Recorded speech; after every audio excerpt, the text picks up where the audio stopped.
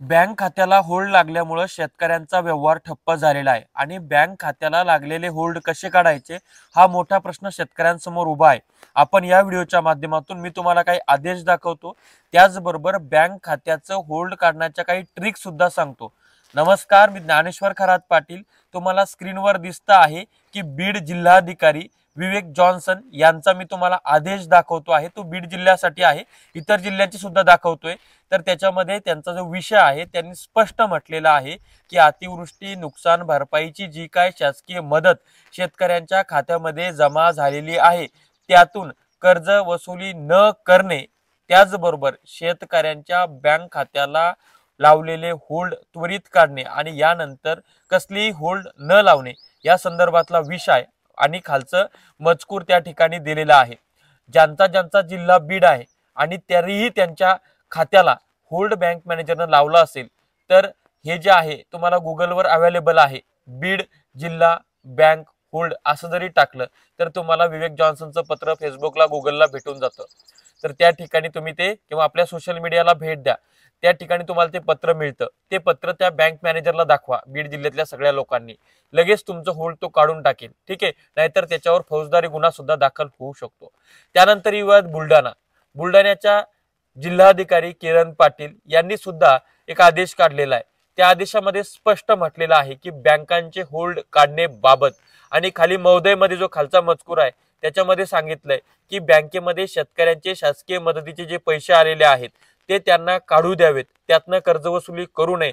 त्याचबरोबर बँकेतल्या कर्मचारी, मॅनेजर आणि बँकेतल्या सेवकांनी शेतकऱ्यांसोबत सौदार्य, आपुलकीची व सन्मानाची वागणूक देण्यात यावी अशा पद्धतीच्या आहेत। सध्या आपल्याला बँकांमध्ये कशा पद्धतीच्या वागणुका मिळतात ही वेगळं सांगायची गरज नाही। आता हे 2 जिल्ह्याचे आदेश आहेत। अनेक खासदार, आमदार यांनी सुद्धा सांगितलेलं आहे, परंतु खासदार आमदारांना बँका जुमानत नाहीत, कलेक्टरच्या आदेशांना सुद्धा जुमानत नाही। पण त्या ठिकाणी आपण जर थोडा राडा केला आणि आदेश दाखवला तर त्या ठिकाणी त्यांच्या बापाला ऐकणं भाग आहे।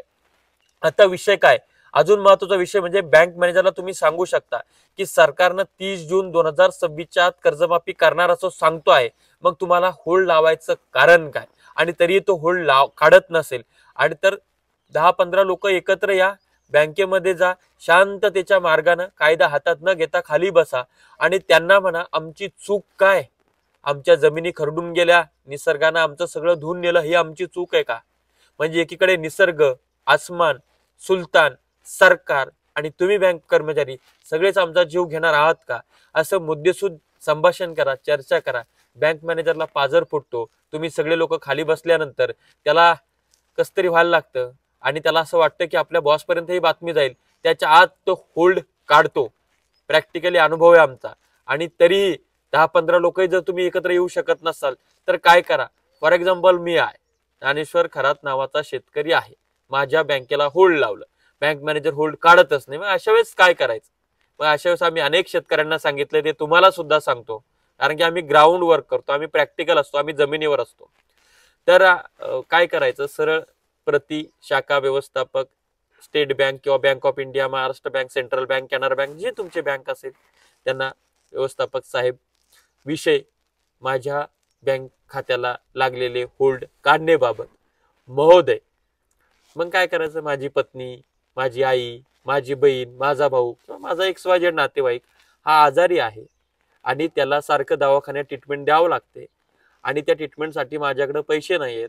सरकारनं अतिवृष्टी नुकसान भरपाई, PM किसान, नमो शेतकरी, लाडकी बहीण, XYZ चे पैसे खात्यामध्ये टाकलेले आहेत, परंतु तुम्ही त्याला होल्ड लावलेला आहे।